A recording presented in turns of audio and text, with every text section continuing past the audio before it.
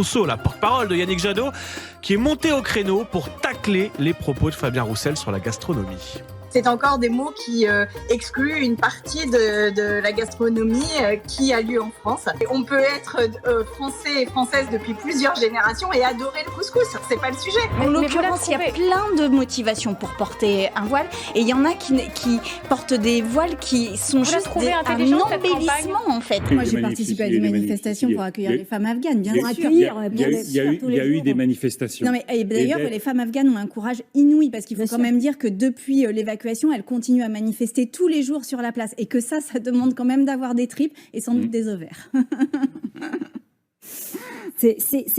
Tout notre système sociétal est fondé sur ce triptyque.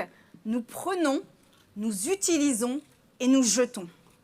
Nous prenons, nous utilisons et nous jetons le corps des femmes. Nous prenons, nous utilisons et nous jetons le corps des plus précaires dans la société. Nous prenons, nous utilisons et nous jetons le corps des racisés. Le choix politique que je fais, c'est de préserver les générations futures et de dire on met en place des politiques dans l'énergie comme dans tout autre domaine qui n'entament pas leur capacité à elles à vivre et à être en sécurité. C'est tout. Oui. Après, voilà, moi, le nombre de térawattheures et tout ça, je m'en fous, en fait. À un moment, c'est juste un débat politique, quoi. Les fidèles catholiques, lors d'une procession, ont été menacés d'égorgement. Ici, c'est la terre d'Allah, a été dit aux prêtres. De quoi est-ce le révélateur, selon vous ? C'est le révélateur de tensions dans la société, c'est le révélateur d'une violence. Moi-même, j'ai été menacée aussi. Je veux dire, il n'y a pas que les catholiques intégristes ou les catholiques fervents, pratiquants. Là, ce sont des fidèles catholiques qui ne sont pas intégristes. Non, mais fidèles, voilà. Je veux dire, il y a des gens qui sont menacés, oui, et menacés de toutes parts d'ailleurs. Je pense que là, on est dans une situation sociale qui est tendue, et d'ailleurs qui est anormalement tendue, qui est même dangereusement tendue. Mais là, vous ne croyez pas qu'ils sont menacés par rapport à leur culte, qu'il y a un problème par rapport au fait de pouvoir librement porter son culte et l'incarner dans notre pays ? Le fait de porter librement son culte, comme vous le dites, et de pouvoir avoir une pratique de la religion qui est une pratique privée, et c'est la loi de 1905, c'est la loi de laïcité, et donc chacun, évidemment, et chacune a le droit à cette pratique religieuse privée, bien sûr. Donc il faut leur apporter, évidemment, le soutien, et vous l'apportez pleinement. Bah oui, pourquoi ?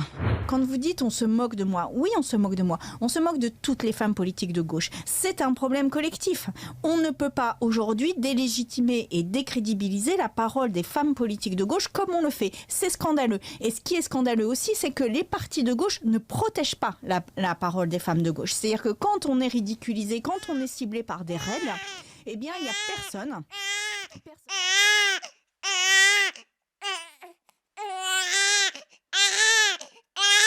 Alors les femmes diminuent la part de tâches domestiques qu'elles réalisent, mais les hommes n'augmentent pas la leur. Depuis les années 70, ils ont augmenté de 14 minutes, par semaine. Ah ben, faut y aller petit à petit. Voilà, ça va.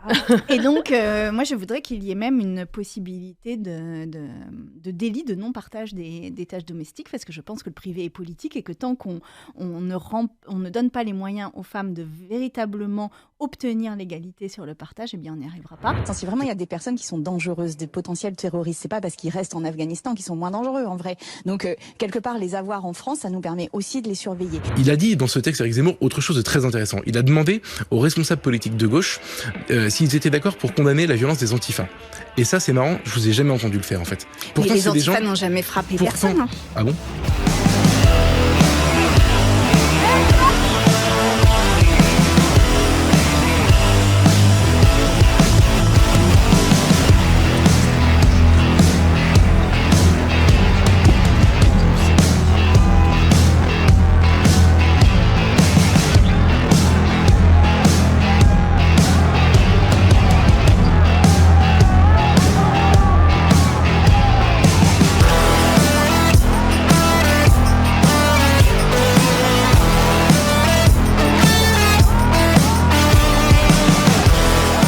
Les antifas n'ont jamais frappé personne.